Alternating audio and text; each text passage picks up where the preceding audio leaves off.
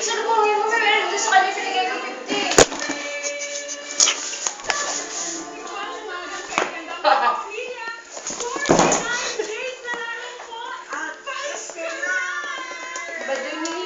Kanina to? Kinakasli.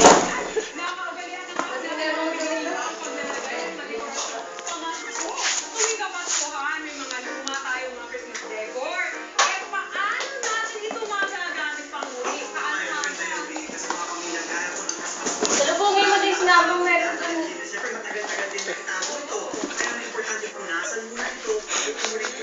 Isabit natin sa mga Christmas tree natin. Oh, yes naman. Sa mga Christmas trees po at ang mga Christmas trees naman, makakatulong na ibabalik nito sa ng ilang minuto sa sabon para mawala yung mga kabuk.